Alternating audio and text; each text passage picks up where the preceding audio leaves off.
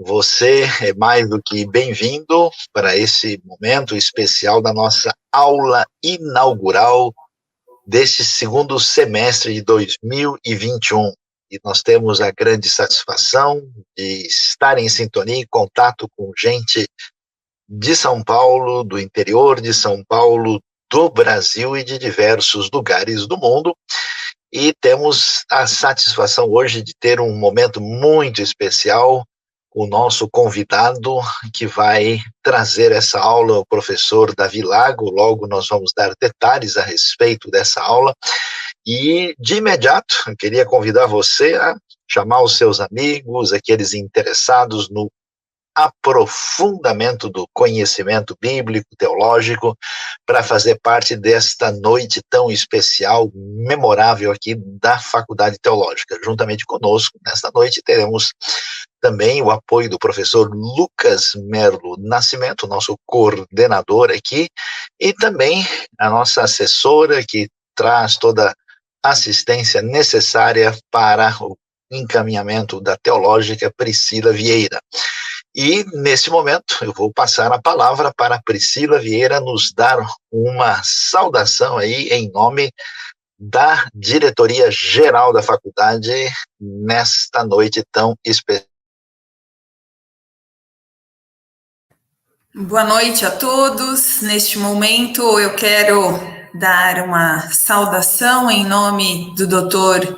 Gésio Duarte Medrado, diretor da Rede Batista de Educação, trazendo aí as boas-vindas a todos, boas-vindas ao Davi Lago, uma grande oportunidade, um grande momento termos você aí conosco, trazendo uma palavra e uma reflexão para nós na noite de hoje. Muito obrigado, professor Lucas, professor Saião, que tem aí nos dado todo o suporte e orientação nesse trabalho maravilhoso da Faculdade Teológica Batista de São Paulo. Que Deus abençoe a nossa noite.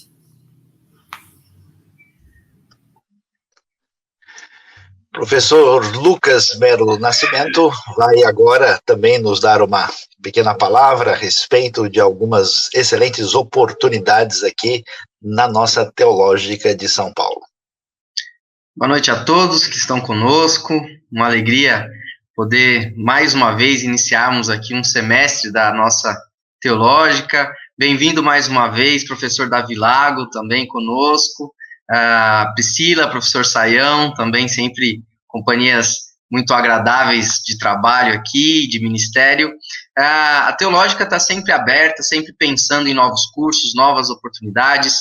Estamos com a nossa terceira chamada aberta para o bacharelado em teologia à distância. Então, se você tem interesse, se você não é de São Paulo e quer fazer teologia, quer estudar teologia conosco, ou se é de São Paulo, mas não tem a disponibilidade de vir até aqui, hoje o curso vai até você.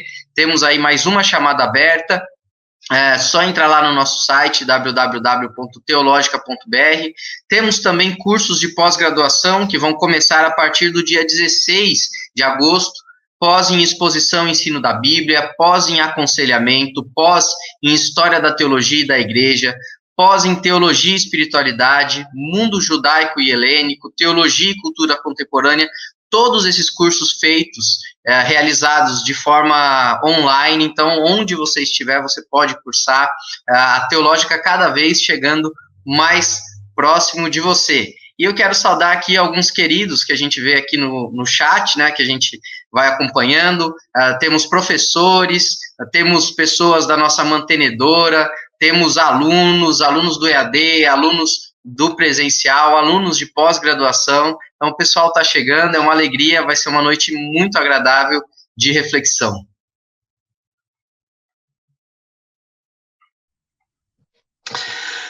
E nós gostaríamos, dando sequência à nossa aula inaugural, dizer a todo mundo que a Teológica dá a oportunidade, a Teológica plenamente creditada e reconhecida pelo MEC, dá a oportunidade de você estudar presencialmente em São Paulo ou à distância, em qualquer lugar, eu ia dizer do sistema solar, mas por enquanto apenas o planeta Terra. Você pode estar em sintonia conosco, uma faculdade, uma teologia equilibrada, que tem muito a ver com toda a realidade histórica e teológica daquilo que envolve os batistas na sua história, e particularmente na realidade brasileira, e que nos ajuda aí no nosso encaminhamento, né, de ter uma teologia fundamentada, bíblica, contextualizada e adequada, integrando espiritualidade, missão e teologia acadêmica, e você é nosso convidado. E, aliás, a sua oportunidade está se acabando,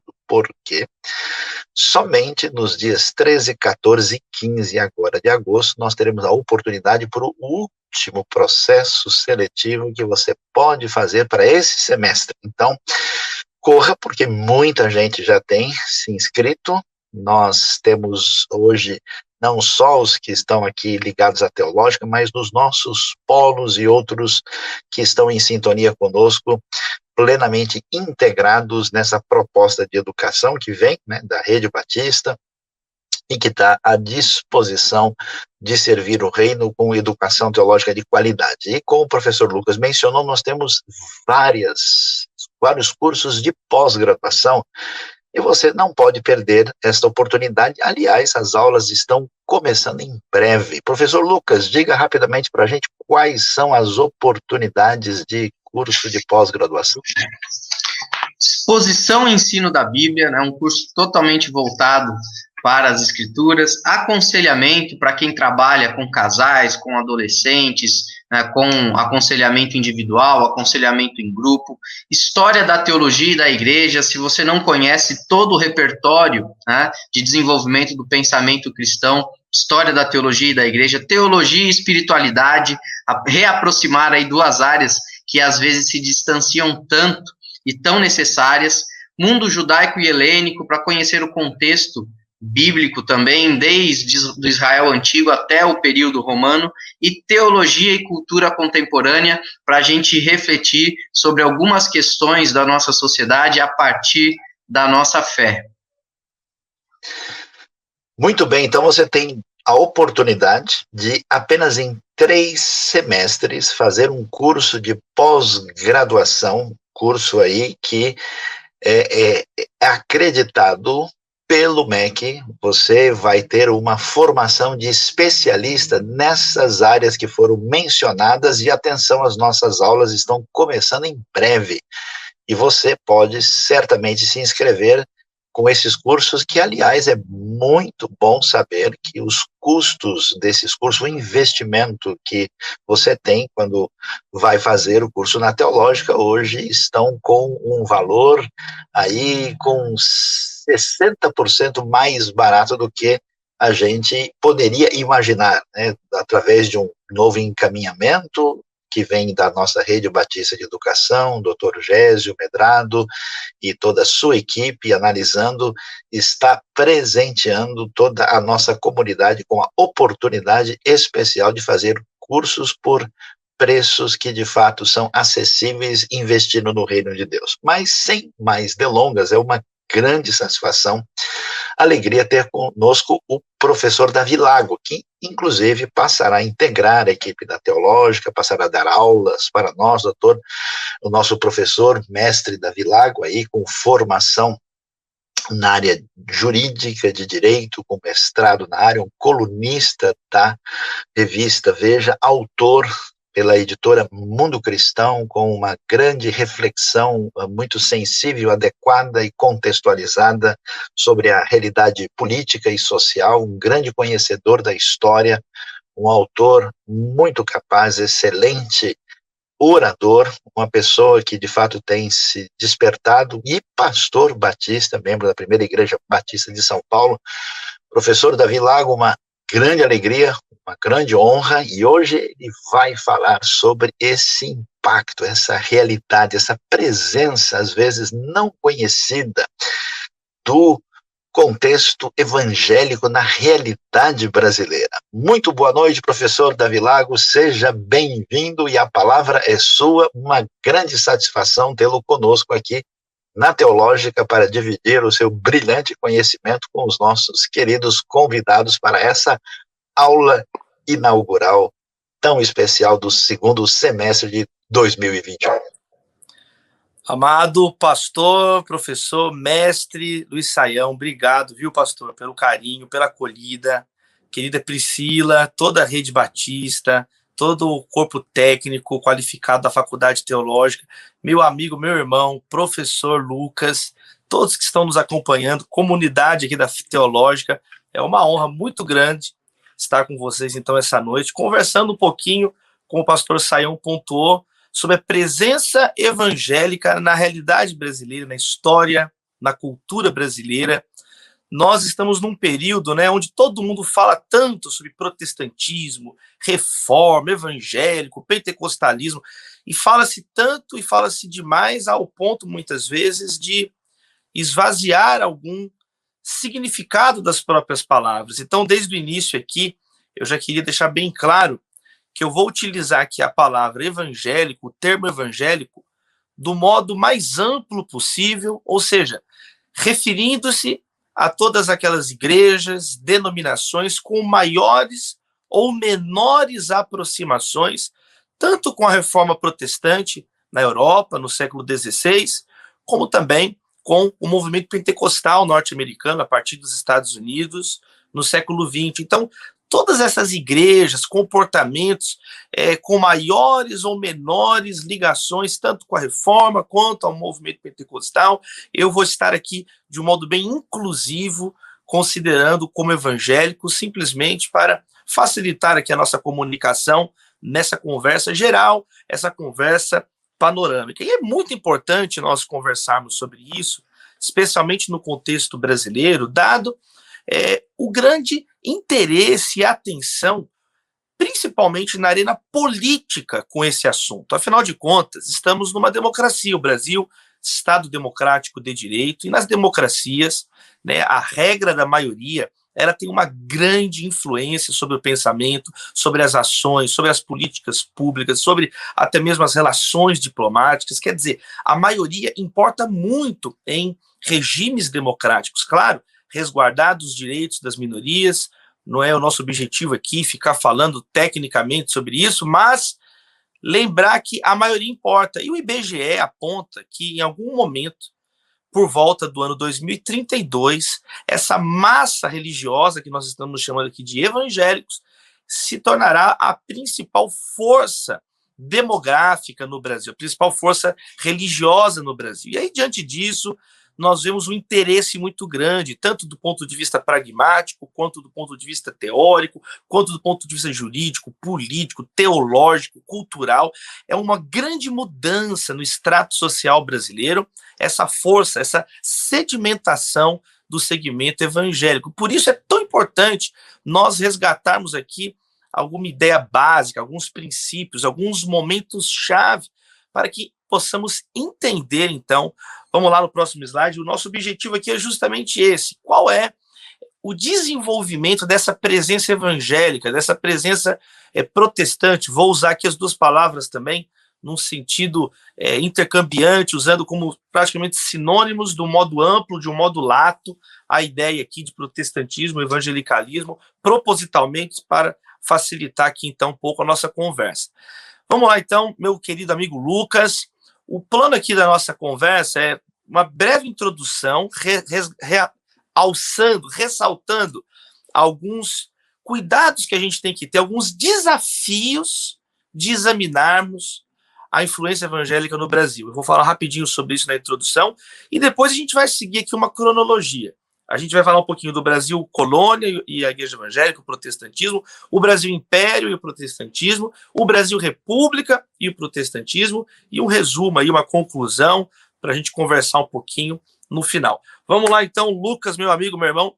Queria introduzir, abrir aqui então a nossa conversa, propriamente dita, com essa citação do professor Fábio Conder Comparato, um dos grandes juristas da história do Brasil, professor na USP, na Faculdade de Direito, um grande eticista também. E o professor Comparato, ele tem uma frase marcante, né, na obra Ética, né, Direito, Moral e Religião no Mundo Moderno. Ele diz assim: a reforma protestante foi incontestavelmente a primeira revolução social do mundo moderno. O professor Comparato faz, inclusive, uma explicação, né, do termo revolução, né, no sentido que nós utilizamos especialmente após a Revolução Francesa, ou seja, de mudança no status quo, de uma mudança geral no comportamento das pessoas, no regime, na ordem política. Aí o professor Comparato, após elucidar, né, que ele vai usar essa expressão de revolução, ele diz, então, que, na verdade, a primeira revolução, ou seja, na acepção da Revolução Francesa, a primeira grande mudança de ordem política que ocorre no período moderno foi, de fato, a Reforma Protestante, né? Não por acaso Paul Tillich que vai dizer que nós vivemos na era protestante. As nações que hoje desenham o jogo de poder no mundo têm uma influência direta da Reforma Protestante na Europa.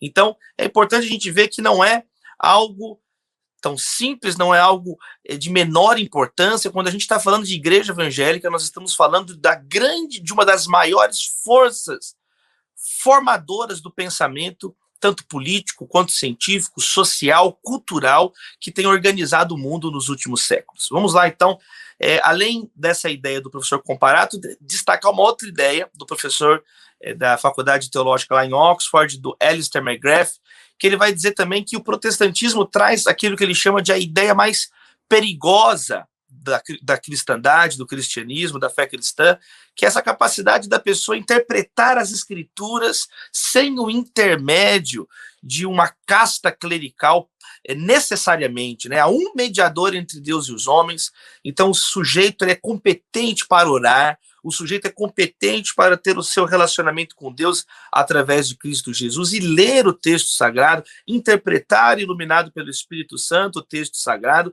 Então o protestantismo, ele é considerado tanto, né, pelo professor Comparato, uma grande mudança, uma grande ruptura na ordem da sociedade, como também apresenta ideias que o Alistair McGrath vai chamar de ideias perigosíssimas, quer dizer, as pessoas autonomamente, as pessoas sendo competentes para interpretar o texto bíblico, para debater, conversar, falar sobre teologia, sem uma espécie de escravidão mental. Então, o protestantismo anuncia também ideias muito importantes que vão ter uma repercussão muito grande. Ainda nessa introdução, por favor, meu querido amigo Lucas, é importante a gente ver aqui algumas datas essenciais, né, só para a gente colocar aqui a moldura na conversa.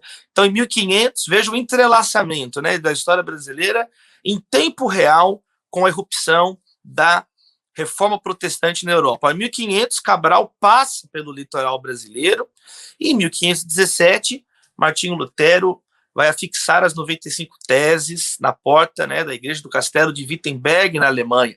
Em 1529, né, a Dieta de Spira e a emergência do termo protestante, em 29. Em 34, Inácio Loyola articula os jesuítas, a Companhia de Jesus em Paris, que vai ter um impacto muito grande na formação do Brasil. Em 1536, João Calvino publica as Institutas da Religião Cristã, a primeira edição, né, das Institutas da Religião Cristã, e em 1540 a Companhia de Jesus é oficializada, é reconhecida, né, como uma ordem ali ligada ao Vaticano, uma ordem ligada à Igreja Católica Apostólica Romana. Então, outra ideia aqui importante de nós termos, né, claramente é esse entrelaçamento das datas. Enquanto a reforma está ocorrendo na Europa, o Brasil está sendo descoberto, a sociedade de Jesus está sendo formada, por isso que é muito vivo nós estudarmos sobre Brasil e protestantismo. São duas grandes obras da modernidade, por assim dizer, né? Esse país, o Brasil, choque aqui das culturas europeias e ameríndias, por um lado, e ao mesmo tempo a história do protestantismo pelo outro. Duas histórias bem entrelaçadas. Existe um texto também, ainda aqui na nossa introdução, nesses apontamentos iniciais, né, o Antônio Henriques Leal, ele tem uma compilação, uma obra que foi compilada, inclusive editada agora pelo Senado Federal do Brasil, chamada Apontamentos para a história dos jesuítas no Brasil. E chama a atenção, nessa compilação sobre a história dos jesuítas, ou seja, a formação da própria nação brasileira, a introdução dessa obra. Olha que interessante o que é dito sobre os jesuítas no Brasil. Foi a Sociedade de Jesus, instituída pela Bula Pontifícia, que começa dizendo para regime da Igreja Militante, e que traz a data de 27 de setembro de 1540, ela contava ainda com poucos operários. Esses, porém, eram moços, vigorosos, entusiastas, cheios de ciência e de uma espantosa atividade. Eles começavam de aparecer em toda parte, e eles começavam, então, a atrair a atenção das pessoas. O que o Antônio Henrique Leal está dizendo é que um grupo de jovens na Europa aderiu às ideias dos jesuítas. Eles aderiram cabalmente, integralmente, às ideias de evangelizarem, alcançarem os povos distantes. E aí, veja que interessante o comentário que é feito ao final desse parágrafo. A novidade daquela ordem, por um lado, né, tendo o desregramento do clero na própria Itália, até mesmo dentro dos muros de Roma, e, por outro lado, a crise da reforma que abalava e ameaçava invadir e assenhorar o mundo com a eloquência audaz e fogosa de Lutero, de Melanchthon, de Calvino. Tudo isso foi aproveitado pela diplomacia de Loyola. Olha que interessante esse apontamento sobre a presença jesuíta no Brasil. Os primeiros padres, missionários jesuítas, é atribuído aí nessa introdução dessa obra, que eles, por um lado, não queriam o desregramento do clero da Igreja Católica, e, por outro lado, era muito incerto o rumo que ia tomar o protestantismo. Então, é dito que esses jesuítas que vêm aqui para o Brasil, eles procuram aproveitar tudo isso, né? A solidez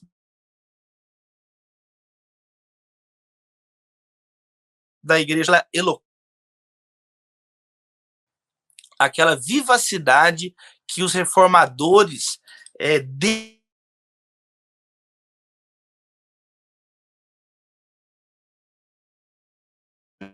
e indireta também dos protestantes pela Companhia de Jesus. Por favor, Lucas, para a gente fechar aqui essas ideias iniciais da introdução, pode passar a próxima lâmina, por favor. Então, fechando aqui, na próxima, vamos pular essa aí do Charles Boxer.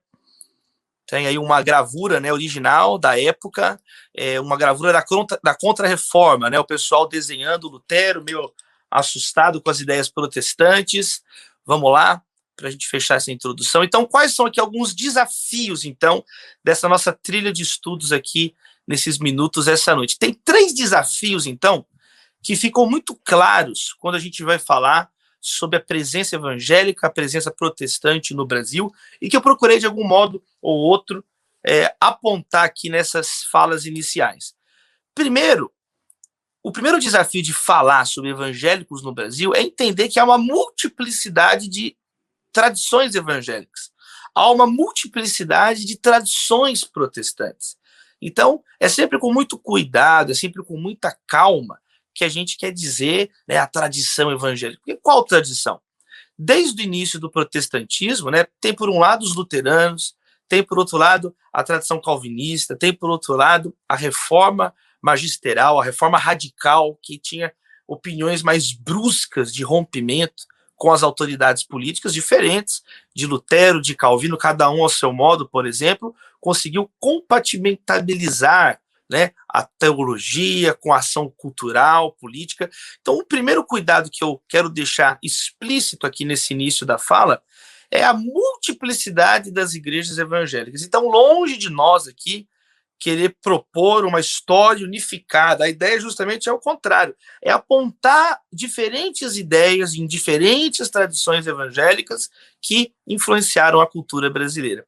Segundo lugar, o segundo desafio, então, de falar de evangélicos no Brasil é a simultaneidade do que está acontecendo na construção da nação brasileira e na própria desenvolvimento da teologia protestante, das igrejas, surgimento das denominações evangélicas e protestantes e reformadas, né?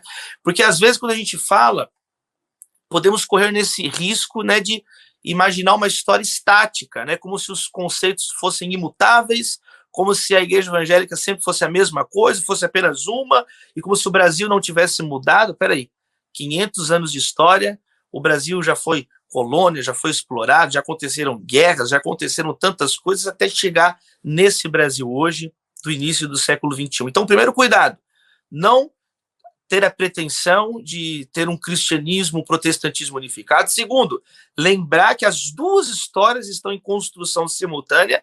E, em terceiro lugar, a origem católico-jesuíta da colonização brasileira. Todo o background cultural brasileiro, ele é jesuíta, ele é católico.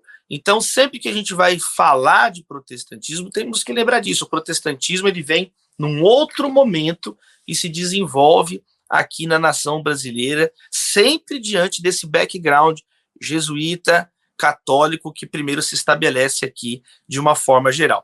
Bom, pontuadas essas ideias iniciais aqui na introdução, eu quero caminhar com vocês agora, Lucas, vamos lá. Cada uma dessas 3 fases principais do Brasil, como foi então a presença evangélica no Brasil colônia, no Brasil império e no Brasil república? Começando no período da Brasil colônia, nós podemos citar aqui 2 modos de igreja, de presença evangélica no Brasil nesse período da colônia. A igreja, o protestantismo de passagem e o protestantismo dos invasores. O protestantismo de passagem é uma expressão que eu estou meio que cunhando com vocês aqui, para dizer que existem registros de protestantes que passaram pelo Brasil, trabalhando em navios mercantes e navios de extração de cana-de-açúcar, do próprio pau-brasil. Quer dizer, no período do Brasil colônico, existem registros de pessoas filiadas a igrejas reformadas, a igrejas protestantes na Europa, que passaram pelo território brasileiro, não para evangelizar, não para habitarem aqui, mas como trabalhavam em navios de mercado, eles passaram por aqui e deixaram registros importantes. Então, é um primeiro contato de presenças protestantes, ainda que de passagem pelo Brasil. Mas ainda no Brasil colônia, existem as experiências das invasões, 3 delas muito conhecidas, 3 delas todos nós estudamos na escola. A França Antártica, uma tentativa de invasão francesa, huguenote, no Rio de Janeiro, com Villagnon. A França Equinocial, mesma coisa, uma tentativa francesa de invasão em São Luís, né, no Maranhão hoje, e a Nova Holanda, no Recife, a invasão, o Brasil holandês com Maurício Nassau. Vamos aprofundar rapidamente, então, esses pontos. Vamos lá, Lucas. Como é que foi, então, a presença protestante aqui no Brasil, colônia, dos evangélicos? Primeiro, então, isso que a gente está aqui chamando, entre aspas, de protestantismo de passagem. Existe um registro de 1532, Eliodoro Euboano, o filho de um amigo íntimo de Martinho Lutero. Existe o registro que ele passou pelo Brasil, ele aportou em São Vicente, aqui no litoral paulista, na esquadra de Martim Afonso de Souza. Então, existe pelo menos um registro de protestantes de passagem pelo Brasil. O Brasil ainda é uma área em disputa, uma área aberta, uma área onde os portugueses começavam a estabelecer aqui um vínculo comercial, mapeando a terra, descobrindo as suas preciosidades, já primeiros contatos violentos, agressivos com comunidades ameríndias, nativas, originárias dessa terra.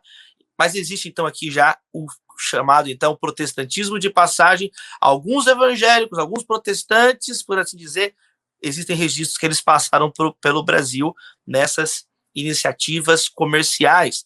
Em segundo lugar, vamos lá, Lucas, nós temos agora as invasões. As invasões, nenhuma delas conseguiu resistir à resistência dos portugueses. Por favor, Lucas, no próximo slide, vamos falar um pouquinho sobre elas. A primeira, a França Antártica, talvez aí uma das mais conhecidas para nós da Igreja Evangélica, porque ela deixa, inclusive, um documento, né? A Confissão de Guanabara, um dos primeiros documentos, um dos primeiros credos, uma das primeiras confissões, onde um grupo de líderes, de pastores huguenotes, responde questões teológicas ali antes de morrerem na mão do Villagnon. vocês sabem a história. Em 1555, o Nicolas Durand de Villagnon, ele organiza, né, uma viagem para o Brasil com o objetivo de dominar um território onde hoje nós chamamos de Rio de Janeiro, e em 1557 ele chega então no Brasil, traz com ele, são enviados ajudas depois da Suíça, da França, Calvino envia pastores, clérigos que o acompanham nessa viagem, e existe o registro, então, em 1557, do primeiro culto, da primeira ceia do Senhor, realizada conforme o rito das igrejas protestantes no Brasil, e alguns dizem até mesmo nas Américas, né? Lembrando, tem aquele até monumento homenageando essa ceia do Senhor, realizada pelos pastores huguenotes, na frente da Catedral Presbiteriana do Rio de Janeiro. Em algum momento, não é o nosso objetivo esmiuçar essa história, mas em algum momento o Villagnon, ele muda de ideia e ele começa então a questionar essas lideranças huguenotes, que eles esclarecessem o seu rito, esclarecessem a sua fé, e aí vão ser o episódio conhecido como os Mártires de Guanabara, né? Eles escrevem então ali respostas às perguntas que haviam sido feitas. Esses textos ficam conhecidos como a Confissão de Fé de Guanabara, e eles são executados, esses pastores são executados, um grupo de pastores é executado após o Villagnon não concordar, então, com algo que eles expressaram ali. Mas, tá aí os mártires, o Pierre Bourdon, Jean de Bourdet e Mathieu Verneuil. Aí o professor Sayão corrige o nosso francês depois.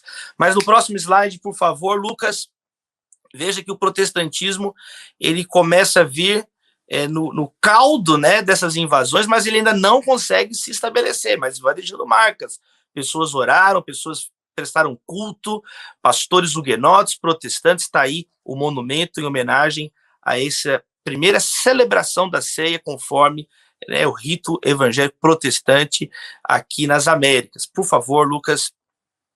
O professor, o reverendo Alderi Souza de Matos, ele tem inclusive, né, quem se interessar especificamente sobre esse texto, da Confissão de Fé de Guanabara, ele faz uma análise muito interessante, né, foi publicado nesse periódico Único com Cristo, onde ele mostra que a Confissão de Guanabara, né, quer dizer, redigida aqui no Brasil, às pressas, diante de uma possibilidade de execução que infelizmente se concretizou, ela tem aí 3 marcas, essa Confissão de Fé de Guanabara. Primeiro, ela tem um aporte da patrística, né? Existem 4 pais da igreja que foram citados por esses pastores huguenotes aqui na Guanabara, no Rio de Janeiro, no documento. Segundo, eles tinham conhecimento da tradição da igreja. É citado o credo niceno, a definição de Calcedônio, o credo apostólico e o concílio de Nicéia. E, em terceiro lugar, a Confissão de Guanabara, escrita por esses pastores, mártires huguenotes,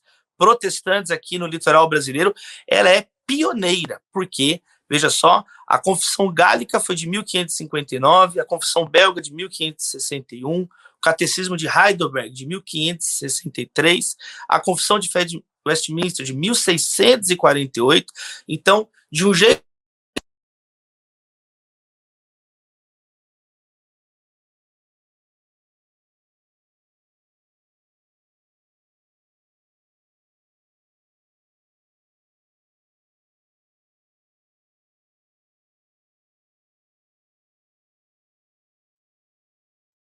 Davi, desculpa te interromper, mas seu som cortou pra gente aqui.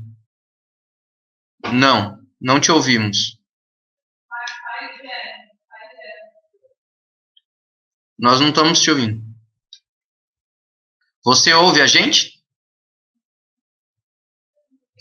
Tá bom.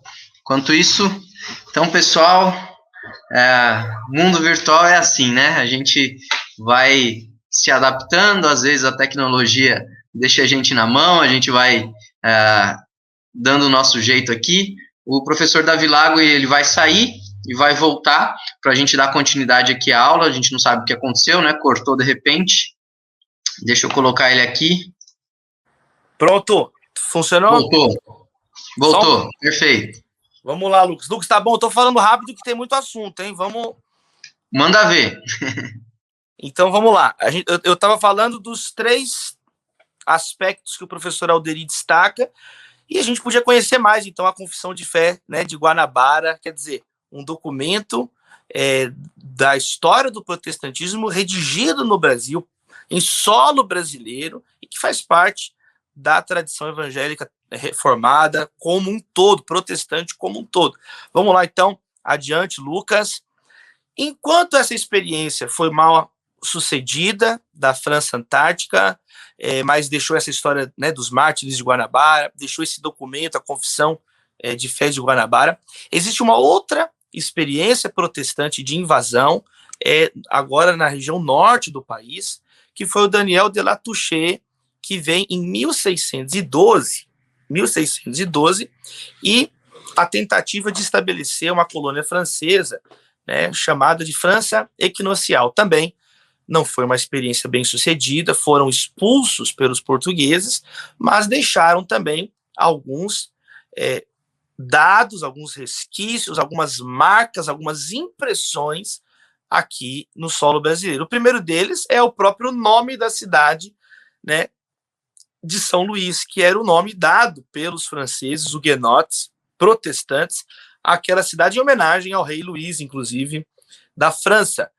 Veja só, é a única capital brasileira que tem um nome que não foi dado pelos portugueses ou pelas comunidades aqui primitivas, nativas, ancestrais, antigas, mas pela experiência invasora dos franceses. São Luís, única capital brasileira fundada por franceses.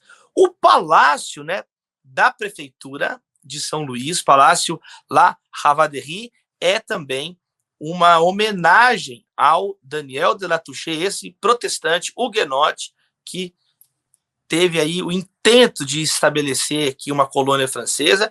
Apesar dele ter sido expulso, ficou ainda essa homenagem na cidade de São Luís ao huguenote Daniel de La Touche. Existe um museu, inclusive, no centro antigo ali de São Luís do Maranhão. É impressionante, tem um museu lá também dedicado a essa experiência protestante ali na região norte do Brasil. 1614 foi o fim da França equinocial, mas aí nós temos mais uma marca. Obrigado, filhinha. A Maria trouxe uma aguinha para mim aqui. Mais uma marca da presença protestante no solo brasileiro, ainda nesse período do Brasil colônia. Lucas, vamos nessa. Talvez, né, das 3 invasões, a invasão holandesa é aquela mais estudada, mais conhecida, que deixou aí também marcas mais perenes, né, de uma influência propriamente evangélica, protestante, reformada, calvinista no solo brasileiro, né? A igreja reformada holandesa em 1630 foi estabelecida, organizada no Nordeste brasileiro, ali a partir da região de hoje, nós chamamos ali Pernambuco. Maurício Nassau, governador do Brasil holandês, um reformado, e de 1530 a 1630 a 1654, então, com o fim do Brasil holandês, foram aí alguns anos de intensa atividade holandesa até a expulsão, mas de intensa atividade, de cultos, de reuniões, de uma organização de uma igreja reformada. A esse respeito, por favor, no próximo slide, olha só o que o Gilberto Freire escreve em Sobrados e Mucambos sobre essa experiência protestante aí no Pernambuco, no Brasil holandês. O Recife judaico-holandês tornou-se o maior centro de diferenciação intelectual na colônia. Olha, essa frase já é matadora, né? O Gilberto Freire diz que essa experiência, né, que ele chama de judaico-holandesa, tornou o Nordeste brasileiro, assim, disparou em termos culturais, de organização do restante da colônia no tempo que ficou firme ali. Olha só, o Recife judaico-holandês tornou-se o maior centro de diferenciação intelectual na colônia, que o esforço católico, no sentido da integração, procurar conservar estranha as novas ciências e as novas línguas. Com o conde Maurício de Nassau, levantou-se do meio dos cajueiros o primeiro observatório astronômico da América, um jardim botânico, outros zoológicos surgiram dentre os mangues. Apareceram Piso e McGrath, os primeiros olhos de cientistas a estudarem sistematicamente os indígenas, as árvores, os bichos do Brasil, e os pastores da religião de Calvino pregando novas formas de cristianismo. Então, o Freire, em Sobrados e Mucambos, desenha um pouquinho que sociedade foi essa que a Igreja Reformada Holandesa, junto com a comunidade judaica, imprimiu, impulsionou algo que não tinha sido visto, presenciado no Brasil colônia até então, com incentivo à ciência, incentivo às artes, à botânica, o primeiro observatório astronômico. Então você vê, apesar de um período pequeno de tempo, um esforço e uma força grande num sentido que o Brasil até então não tinha caminhado. Vamos lá, Lucas. Mas esse outro trecho ainda do Gilberto Freire, da mesma obra, Sobrados e Mucambos, onde ele diz: Franz Post e Zacarias Wagner, pintando casas de engenho, palhoças de índios, mucambos de pretos, cajueiros à beira do rio, negras com trouxas de roupa suja à cabeça, figuras de índios, de mestiços, de negras, Peter Post traçando os planos de uma grande cidade de sobrados altos e de canais profundos, por onde se pudesse passear de canoa como na Holanda. Luxo e não apenas riqueza de diferenciação intelectual, artística, científica, religiosa. A exclusividade portuguesa e católica estava quebrada em Pernambuco. Exclusividade de arquitetura, de religião, de estilos de vida, por algum tempo, a própria exclusividade de língua. Então aí, o fechamento do parágrafo do Freire. Por favor, Lucas, sobre isso também, existe essa obra, eu recomendo, da professora Jaqueline de Souza, Francisca Jaqueline de Souza, do Ceará, publicado pela editora Mackenzie, a primeira igreja protestante do Brasil, a Igreja Reformada Potiguara. Ela fala, com um embasamento documental, ela destrincha um pouquinho de igrejas que surgem, então, a partir da Igreja Reformada holandesa, nessa experiência de invasão holandesa no Nordeste brasileiro. Fechamos aqui, então, Lucas, um pouquinho desse início de presença protestante no Brasil, um protestantismo de passagem, já que existem registros de protestantes que passaram em navios mercantes.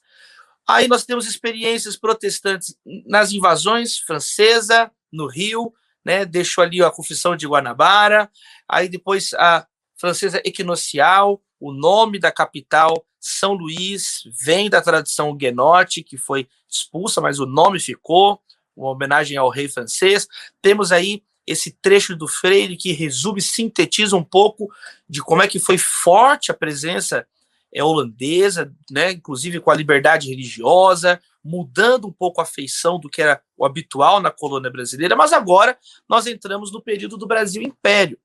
E o período do Brasil Império, ele muda radicalmente a situação do Brasil, né, a família real aporta aqui no Brasil, e uma série de mudanças ocorrem no nosso país, e aí nós vamos perceber aí duas modalidades fortes agora de presença evangélica, protestante, aqui em solo brasileiro. O protestantismo de imigração, que começa a se estabelecer gradualmente, vindo de várias nações protestantes, e o protestantismo de missão, ou seja, denominações que sistematicamente, metodicamente vão organizar e enviar, equipar, treinar missionários com um objetivo específico de estabelecerem aqui pregações, igrejas e, desse modo, anunciar a fé conforme as tradições evangélicas aqui em solo brasileiro. O protestantismo de imigração, ele vai ser apoiado por políticas de imigração que começam já a ser estabelecidas desde a vinda da família real, né, ingleses, alemães, americanos, que vêm também por causa da Guerra Civil.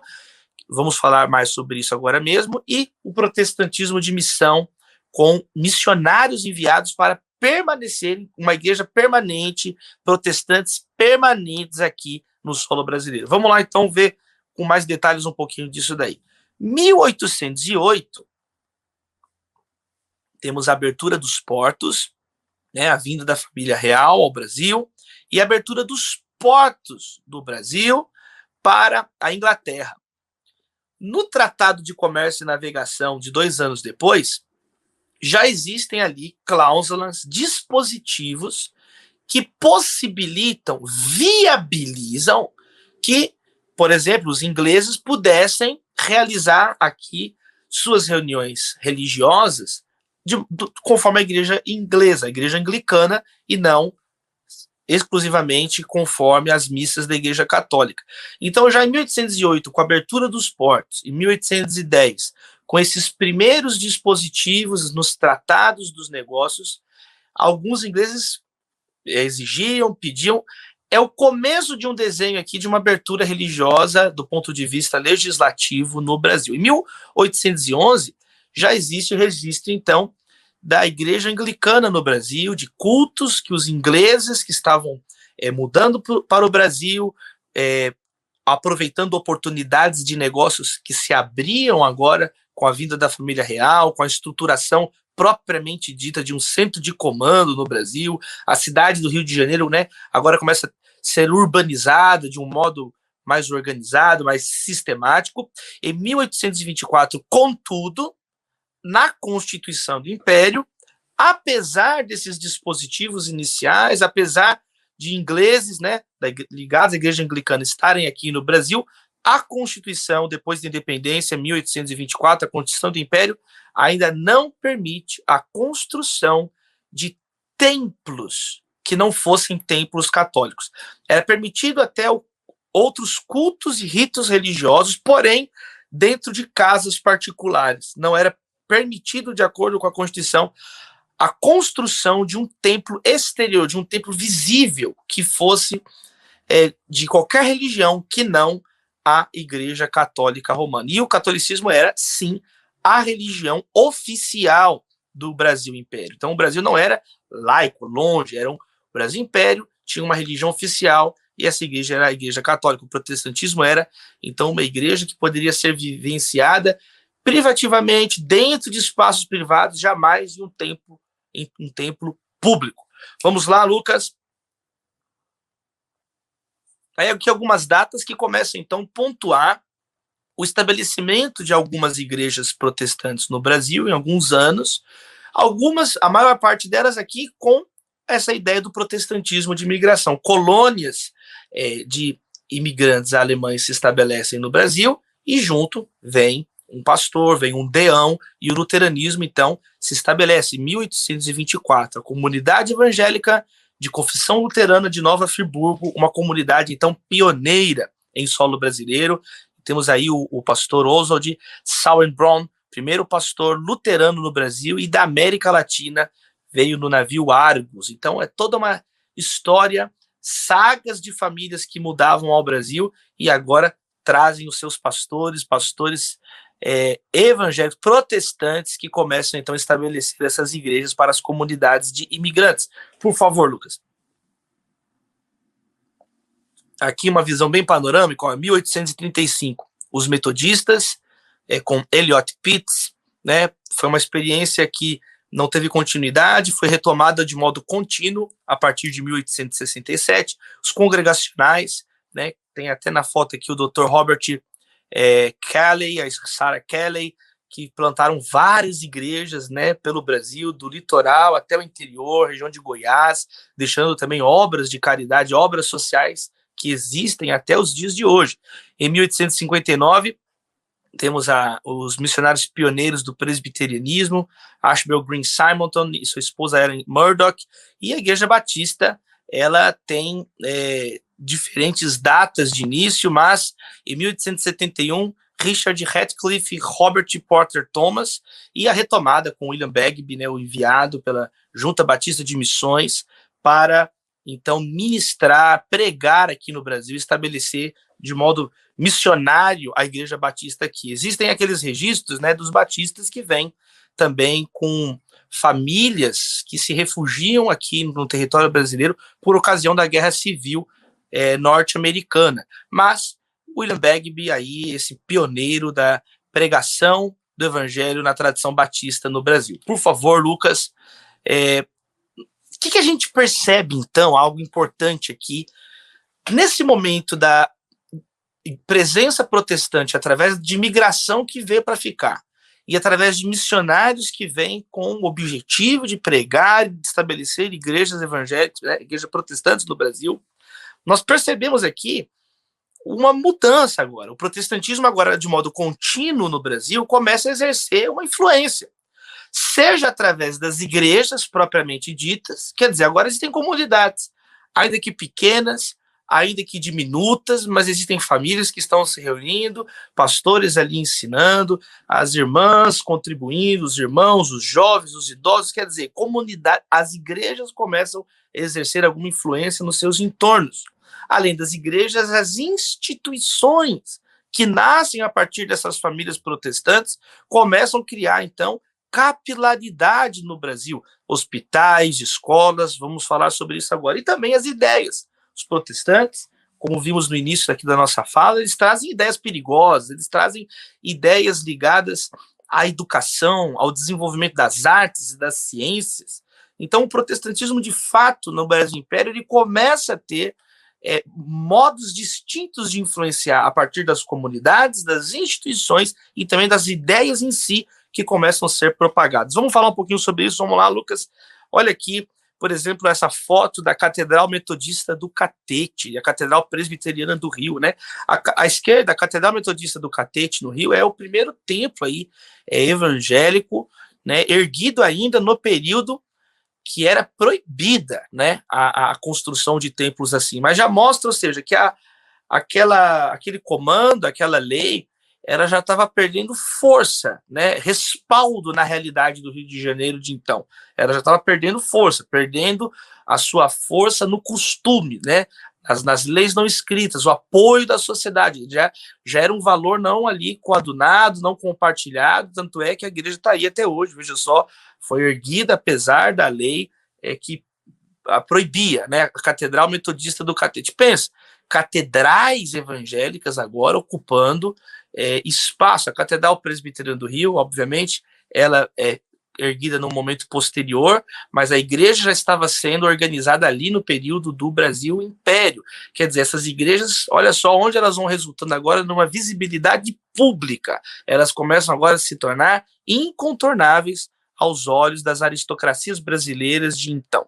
Por favor, Lucas, além dos templos, os colégios, né, colégio americano, aqui em São Paulo, organizado também por presbiterianos, por batistas, metodistas, comunidades que vão montar, inclusive aqui em São Paulo, o cemitério dos protestantes. O cemitério dos protestantes até hoje aqui, porque já tem agora um acúmulo de diferentes famílias, de diferentes tradições evangélicas, já sedimentando uma presença tanto no Rio como em São Paulo, por exemplo. Vamos lá, Lucas.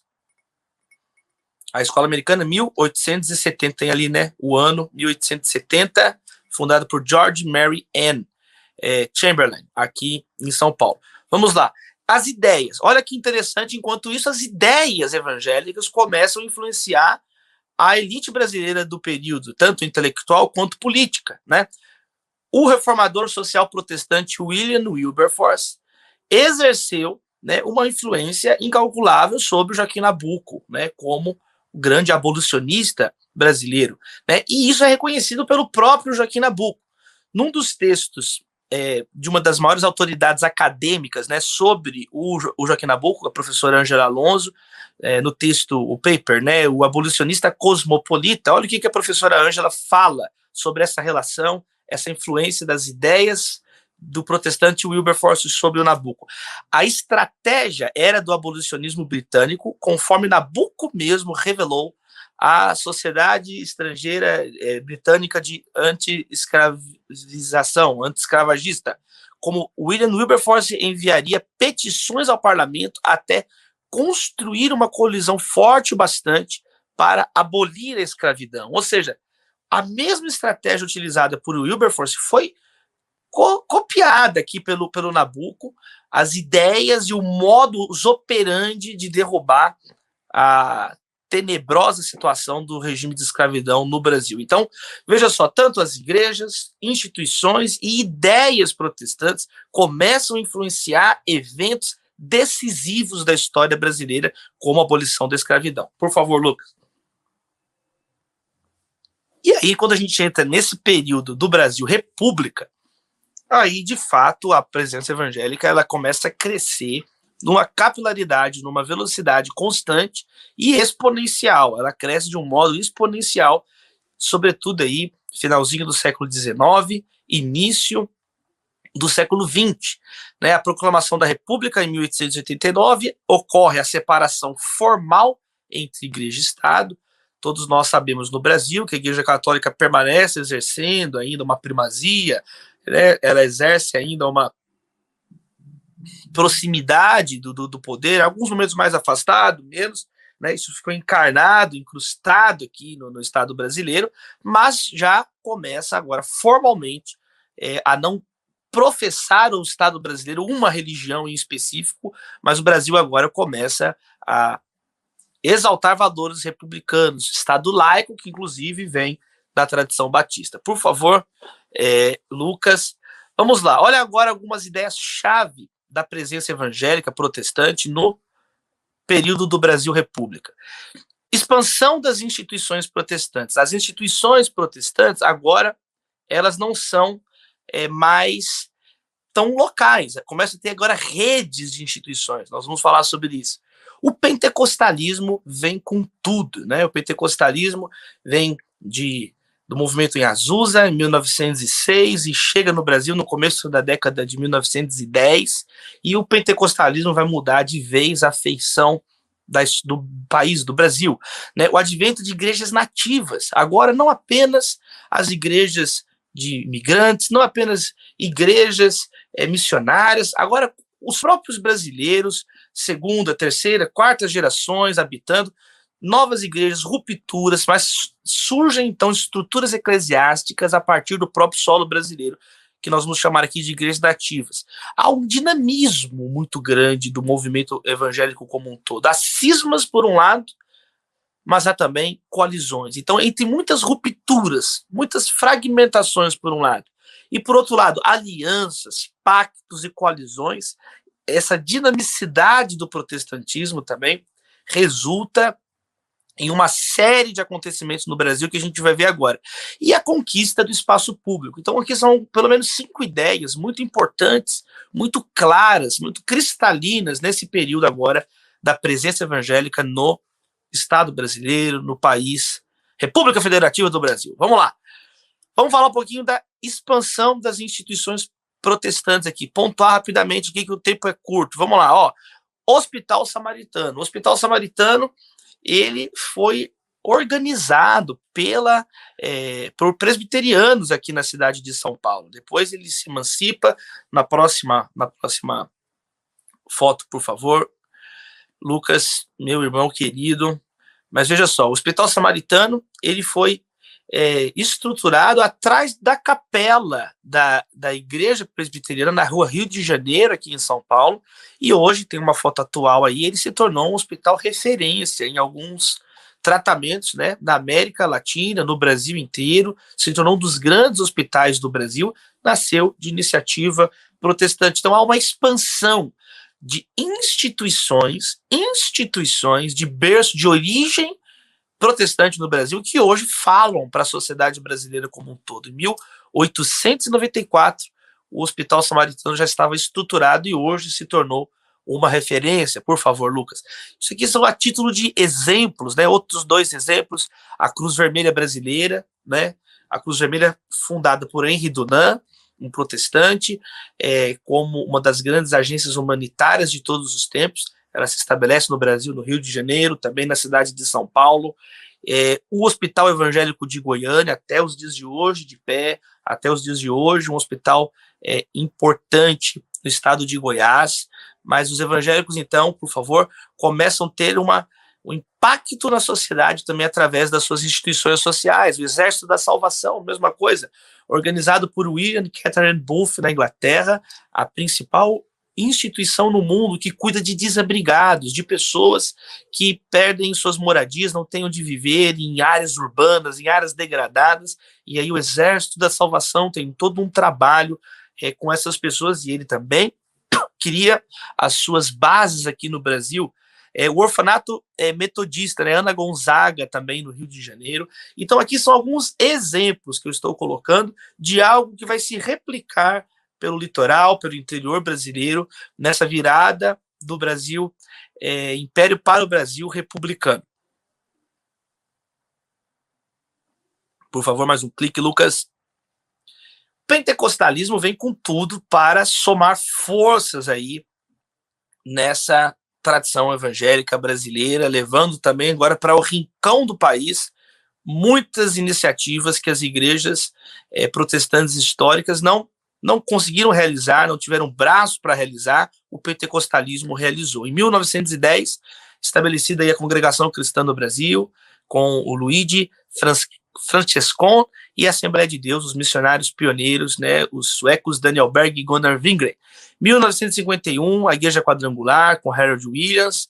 Por favor, aqui só as datas, né, para a gente ter aqui a noção cronológica, temporal, mas veja só, as igrejas nativas, igrejas pentecostais de berço brasileiro, igrejas de movimentos, de grupos de evangelistas brasileiros que começam a alcançar massas. Alguns aqui merecem a nossa atenção. Em 1956, a Igreja Evangélica Pentecostal Brasil para Cristo, com o evangelista Manuel de Melo, que começa a realizar agora cruzadas evangelísticas, lotando, por exemplo, nessa foto do Cine Universo, em 1959, multidões e multidões, massas de operários, massas de brasileiros e brasileiras que afluem para ouvir a pregação do evangelho, oração por curas, por milagres, na tradição pentecostal muito forte.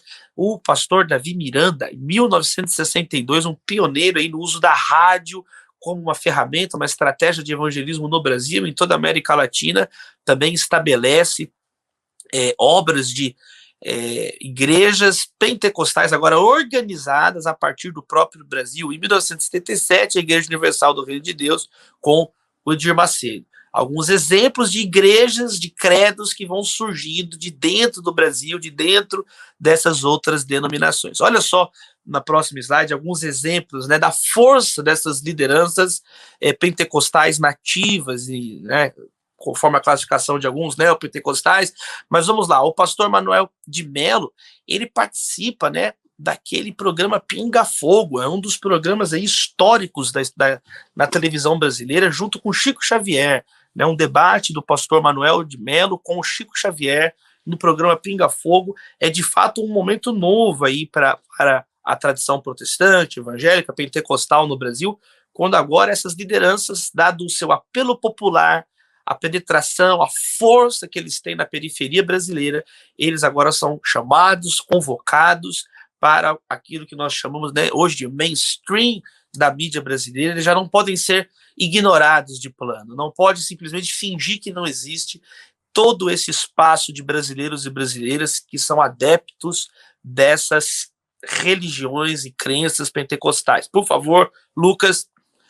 Agora, essa parte aqui eu acho muito legal, gente, que vai mostrar para nós desse caldeirão de igrejas, surgem agora também figuras da história do Brasil que foram educadas, que cresceram, que tiveram ali os seus valores, as suas bases de vida integralmente associadas à fé evangélica, à fé protestante. Eu vou mencionar alguns deles propositalmente em campos distintos, para a gente ter uma visãozinha geral assim, ó. Anita Malfatti, né? Ano que vem completamos 100 anos da Semana de Arte Moderna, aliás, 200 anos da independência do Brasil também, em 2022, e uma das figuras centrais da geração modernista foi a pintora Anita Malfatti, que teve uma educação protestante, tá? Inclusive sepultada aqui no cemitério protestante em São Paulo, estudou na escola americana e inigualavelmente, junto com a Tarsila do Amaral, aí, uma das maiores pintoras da história do Brasil. Então veja, Anita Malfatti. Em segundo lugar, no próximo slide, a gente tem também o Glauber Rocha. O Glauber Rocha foi batizado numa igreja presbiteriana, né? A presença do religioso, né, no cineasta Glauber Rocha é inquestionável, né? Tá aí Deus e o Diabo na Terra do Sol. A obra dele é atravessada por questões relacionando fé, superstição, política. E o Glauber Rocha, como ele mesmo diz, ele começou ali fazendo teatro na adolescência, na Bahia. Ele fazia teatro na igreja, a igreja tem aí uma influência sobre a visão de mundo dele, de um modo ou de outro, a presença incontornável da questão da fé na obra cinematográfica do Glauber Rocha, e tá aí um batizado na igreja presbiteriana. Veja só, mais um exemplo, a Ana Cristina César foi inclusive a autora, a escritora homenageada na Flip, de 2016, a Festa Literária de Paraty, né? E uma das expoentes da geração mimeógrafo nos anos 80, uma geração de poesia forte no Brasil, independente, alternativa, bem experimental, e ela começou escrevendo no jornalzinho dela na igreja. Ela era da Igreja Metodista e depois da Igreja Presbiteriana de Ipanema, e ela começa a sua atividade poética, suas primeiras ideias ali, incipientes, iniciais. O espaço que ela encontrou para desenvolver isso foi na Igreja Evangélica, na Igreja Presbiteriana de Ipanema, com o jornalzinho que ela dirigia, né? Então, mais um exemplo, na pintura, no cinema, agora um exemplo nas letras. Mais um slide, por favor, Lucas. Isso acontece também no direito, né? Nós já tivemos aí, por exemplo, ministro Antônio Vilas Boas, que foi ministro do Supremo Tribunal Federal, né, de 1957 a 1966. Eu fui realizar uma palestra lá na Faculdade de Direito da UFMG em 2017, nos 500 anos da Reforma, e aí eu estava em Belo Horizonte e eu conversei com o pastor Márcio Valadão, da Igreja Batista da Lagoinha, e disse para ele, olha, pastor, eu estou indo lá falar ali agora na faculdade e tal. E aí ele que me contou isso, ele falou, Davi, você sabia que o prédio da Faculdade de Direito da UFMG chama Edifício Vilas Boas, que é uma homenagem ao ministro Antônio Vilas Boas, que foi professor da escola dominical aqui na Igreja Batista da Lagoinha, em Belo Horizonte. Então, mais um exemplo, né? Inclusive, se você olhar depois no perfil do ministro Antônio Vilas Boas, lá no site do Supremo Tribunal Federal, o próprio site do STF, né, destaca essa nuance da vida do ministro Vilas Boas. Apesar de todo o seu rigor, critério, excelência jurídica, ele era conhecido por todos ali pela sua fé batista, pela sua firme convicção evangélica, especialmente na tradição da Igreja Batista. Então, mais um exemplo de figuras importantes da história do Brasil e que vão nascendo, vão surgindo. Nós tivemos já 2 presidentes evangélicos, né, de tradição protestante no Brasil. Né, o 18º presidente do Brasil foi o Café Filho, ele era presbiteriano, e o 29º presidente do Brasil, no período aí do regime militar, da ditadura militar, Ernesto Geisel, era luterano. Então, nós já tivemos, inclusive, 2 presidentes do Brasil com origem na tradição evangélica. Chegamos, então, gente, num momento, né, agora meados aí do século XX, onde esse caldeirão todo de igrejas começa a criar, por um lado, cismas, divisões, controvérsias, e, por outro lado, coalizões, sociedades, alianças e algumas frentes coletivas. Vamos falar um pouquinho sobre isso, né? Aí, com a foto do Billy Graham falando no Maracanã em 1974. Vamos conversar um pouquinho sobre rupturas e aproximações internas dentro da própria Igreja Evangélica. Lucas, por favor, olha aí. Uma das alianças mais importantes, não só para a Igreja Evangélica no Brasil, mas para a história da Igreja no mundo como um todo, é a fundação da Sociedade Bíblica do Brasil em 1948, na primeira Igreja Batista do Rio de Janeiro. A Sociedade Bíblica do Brasil é um dos grandes exemplos de uma parceria, de uma reunião de forças evangelicais muito importante, muito frutífera, né, na história. Já que a Sociedade Bíblica do Brasil é hoje a entidade que mais vende, distribui, difunde as escrituras sagradas ao redor do mundo. Impressionante, né? O trabalho da Sociedade Bíblica do Brasil é um dos resultados. Nós temos, por outro lado, o Rubem Alves, que é uma ruptura, né? A ruptura era um reverendo, um pastor da Igreja Presbiteriana, com uma tese influente na Universidade Princeton, nos Estados Unidos, na Faculdade de Teologia, e aí ele é alguém que vai, então, virar as costas ali ao movimento protestante, às estruturas eclesiásticas protestantes, mas vai ter uma acolhida tão grande no campo da pedagogia no Brasil, do debate público brasileiro. Então, se por um lado existem reuniões, existem também fissuras que são igualmente relevantes para a história do Brasil, da cultura brasileira, como, por exemplo, a obra e o legado do Rubem Alves atestam até hoje. Por favor, Lucas. Nós temos também, isso aqui eu acho interessante, como que essas instituições evangélicas, agora elas começam, né, não ser como no passado, que era uma invasão que deu errado, um resquício de resultado que sobra. Como elas ocupam agora locais centrais nas cidades brasileiras, elas passam a integrar também a paisagem da história brasileira. Grandes acontecimentos da história brasileira ocorrem agora na frente desses edifícios, dessas instituições. Por exemplo, está aí o confronto histórico que ocorreu, né, um dia triste, com mortes, né, de movimentos estudantis, grupos de estudantes da USP, da Maria Antônia, com estudantes do Mackenzie, e a repressão da polícia, do regime militar.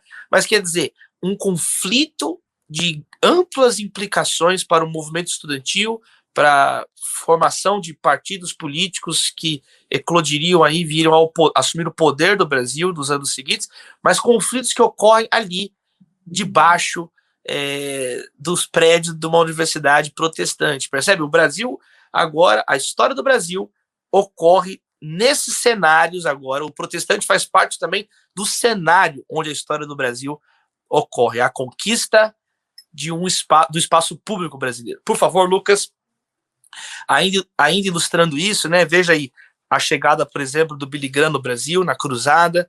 Ele foi recebido pelo próprio presidente da República, então, o Ernesto Geisel, recebeu o evangelista, pastor batista Billy Graham, aqui em 1974. Vamos lá, no próximo slide, você vê aí o Maracanã completamente lotado na cruzada evangelística de Billy Graham, realizada no Brasil nos anos 70, né? Na época tinha sido ali o maior público da história das cruzadas do Billy Graham, né? O que dispensa todo comentário, né? Isso diz por si só a magnitude. Olha que interessante também essa foto histórica, quando na Catedral da Sé, em 1975, há um ato, né? O culto ecumênico ali em honra, em memória do jornalista Vladimir Herzog, que morreu na ditadura. Falaram que ele tinha se enforcado, mas não tinha o menor sentido a foto, a história. Quer dizer, uma vítima aí de brutalidades, de arbitrariedades do Estado brasileiro, o jornalista Vladimir Herzog. E aí, na reação popular, houve um clamor popular. E é importante aqui, né, nesse recorte que estamos fazendo aqui do protestantismo, não deixe de ser significativo que agora tem ali o católico, o Rabino R. Sobel, tá o Dom Evaristo Arns, e do lado o reverendo Jaime Wright.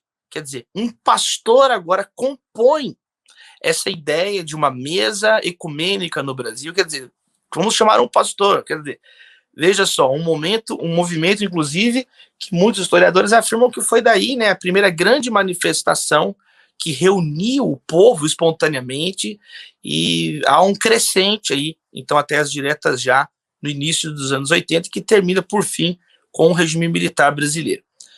Por favor, caminhando agora para o final do século XX, aterrissando no presente, aqui nas perguntas que nós temos uns para os outros, os anos 80, os anos 90, junto com a abertura democrática, a Constituição de 88, também é importante dizer isso, né? Todo esse clamor de participação, de cidadania, e as igrejas evangélicas cresceram demais. Existem agora instituições bem específicas, né, dos evangélicos, a DONEP, a Associação dos Homens de Negócios, né, evangelizando empresários, né, antes ainda, a ABU, a Aliança Bíblica Universitária, estudantes alcançando estudantes, os famosos atletas de Cristo, com o João Leite, o goleiro do Atlético Mineiro, o goleiro de Deus, o Baltazar, né, o artilheiro de Deus, o Alex Dias Ribeiro, piloto. Começa, então, uma enxurrada de entidades para-eclesiásticas. Os anos 90 e 2000, eles já, né, no final dos anos 80, já existe aí cerca de 8 milhões de evangélicos no Brasil. 8 milhões de evangélicos no Brasil. E então é impressionante nós pensarmos que nos anos 80 são 8 milhões de evangélicos, e agora nos anos 2020, aí, sei lá, cerca de 100 milhões. Nós, né, o censo vai aferir isso com precisão ano que vem. O censo foi adiado 2 vezes, mas é realmente impressionante o crescimento, né, de 8 milhões para 80 milhões, talvez 100 milhões de pessoas que se professam, se afirmam em ligação com algum credo evangélico, ou uma ligada ao pentecostalismo, ou às igrejas históricas, mas não deixa de ser impressionante. Mas é justamente nesses anos 90 e anos 2000 que a bolha, né, assim, da arena pública rompe de vez, e aí agora é multifacetada a presença evangélica, quer dizer, já crava uma posição que não recuou mais, só amplificou uma posição que já cravou. No meio dos atletas, começa ali com 1 ou 2 atletas, hoje é o contrário, nós temos jogadores e jogadores que são dos atletas de Cristo, mega eventos, né? A indústria gospel, né? Olha até a expressão, indústria gospel, algo que fatura aí bilhões de reais, DVDs, CDs nos anos 90, shows e toda uma série de parnafianálias que os evangélicos começam a colocar pau a pau com outras instituições, outros grupos da sociedade civil brasileira, rádio, televisão, né? Eu coloquei até entre aspas, conversão de famosos. Claro, existem histórias genuínas de transformação, mas muita coisa papagueada, ficou chique ser evangélico, e escândalos também começam a ocorrer, infelizmente, com uma grande profusão nesse período, descredibilizando, então, o trabalho de muitas dessas frentes evangélicas. Por favor, Lucas, vem então o século XXI, nosso momento, com um certo ufanismo, né? Há um otimismo, né? Quer dizer, agora o Brasil é evangélico, tá aí uma capa da revista Veja mais antiga, mas que já colocava lá, né? A nação evangélica. E eu coloco aqui para esse final algo que disse no início. Agora o IBGE aponta algum momento, por volta de 2032, como o momento onde a maioria religiosa brasileira será pelos evangélicos. Isso significa não que o Brasil vai ser 50% evangélico, significa que os evangélicos ultrapassam, em tese, aqueles que professam o catolicismo. Então, só ressaltar isso, o documento fala que em 32 os evangélicos ultrapassam os católicos e, por isso, se tornam, então, a maioria religiosa brasileira. Eu quero fechar com algumas reflexões aqui, 6 reflexões para a gente conversar, né, nesse panorama geral dos evangélicos no Brasil, em cada um dos momentos. A gente pode aprofundar em cada um deles, mas o nosso objetivo aqui foi justamente uma visão panorâmica, conforme a orientação do amado pastor Saião. Primeira observação final aqui, Brasil e protestantismo são 2 filhos da modernidade, né? São 5 séculos de desenvolvimento simultâneo. O protestantismo veio se desenvolvendo daqui, o Brasil veio se desenvolvendo de lá, e hoje as 2 áreas estão juntas, e o protestantismo é incontornável para a história do Brasil, e o Brasil se tornou incontornável para a história do protestantismo. Então, esses 2 filhos da modernidade, filhos da mesma época, do mesmo espírito, da mesma época, tanto o Brasil quanto o protestantismo, eles têm aqui, neste momento, um encontro que é importante para as 2 histórias.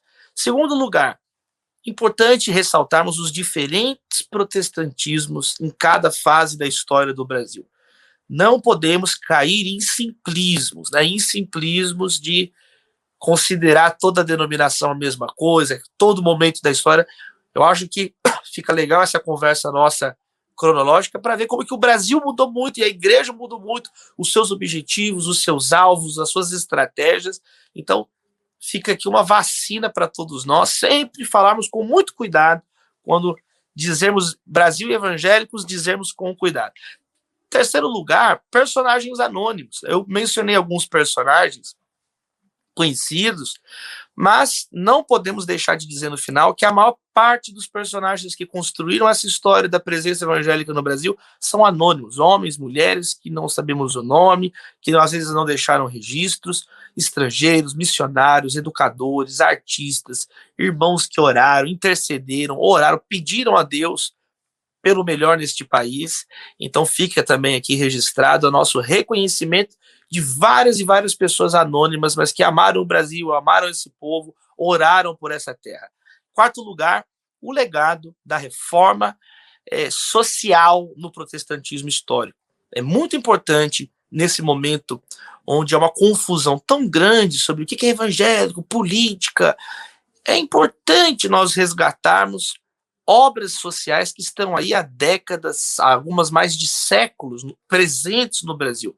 Isso são frutos, isso são resultados palpáveis, concretos, é uma presença tangível, benéfica para a sociedade brasileira. Então é importante nós resgatarmos essas instituições, conhecermos mais da sua história e o que elas já fizeram de bom para o Brasil, não da boca para fora, mas que está aí já uma história, um lastro, um legado social para o Brasil. Penúltimo lugar, a religião dos vulneráveis. Fica muito claro quando a gente estuda, né, a presença evangélica no Brasil, que os evangélicos, especialmente as igrejas pentecostais, elas alcançam rincões deste país que nenhum partido político, nenhuma outra denominação, religião alcançou, nenhum outro movimento cultural, político alcançou no Brasil.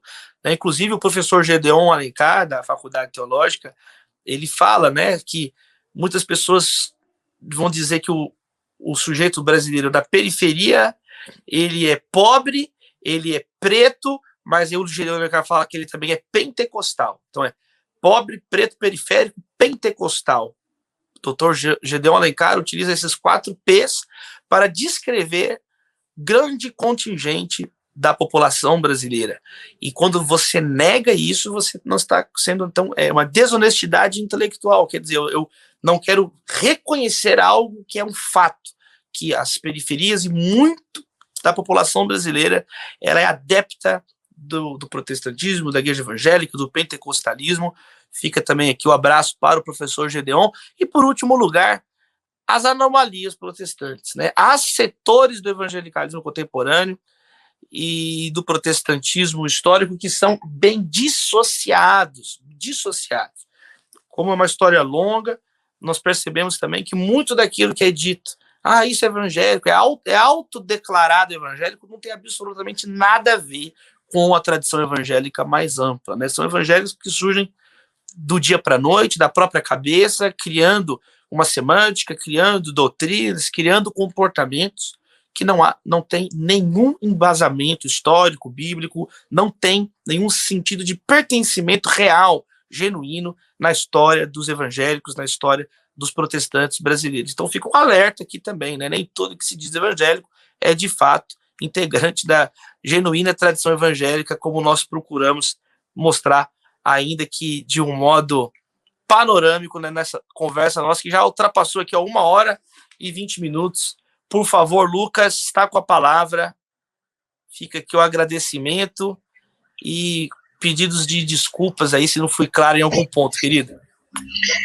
Maravilha, Davi, foi muito legal, né? A gente tem aqui algumas perguntinhas. Se você tiver ainda uns minutos aí, a gente faz essas perguntas, dialoga um pouquinho. Eu vou começar com a primeira que apareceu no chat aqui, deixa eu só achar aqui ela certinho. Para seguir aqui a ordem cronológica, né? O Paulo Júnior pergunta: qual foi a posição dos jesuítas diante do avanço do protestantismo no Brasil? Paulo, aí precisamos de uma tese de doutorado, hein, meu irmão? Mas, de modo geral, os jesuítas, eles são parte importantíssima da Contra-Reforma, né? A Contra-Reforma teve, na Companhia de Jesus, um dos seus bastiões, quer dizer, ocupando rincões da terra na Ásia, na África, nas Américas, e, como eu tentei mostrar naquele início, lá, a Companhia de Jesus queria ter uma retórica tão forte, como eles dizem, fogosa, como a de Lutero, de Calvino, mas eles não embarcaram na aventura protestante, por assim dizer. Eles ficaram ligados a Roma, eles queriam alguma autonomia, mas estavam ligados a Roma, foram oficializados pelo Papa, inclusive. Então, a Companhia de Jesus faz parte, sim, dos esforços da Contra-Reforma, Paulo. Maravilha. Vou chamar aqui a professora Priscila, que é nossa parceira aqui na Teológica, e quer fazer uma pergunta também. Ok, boa noite. Davi, você explanou um pouquinho para a gente sobre a questão, né, da influência do protestantismo aí na educação, né? E como assistente daí da Rede Batista de Educação e como educadora, que nós temos essa missão aí de despertar o nosso povo para essa importância, eu queria que você falasse um pouquinho para a gente sobre quais foram as contribuições do protestantismo que ele trouxe para a alfabetização de forma geral. Sim, Priscila, isso é muito importante. Tem um livro, né, do Dr.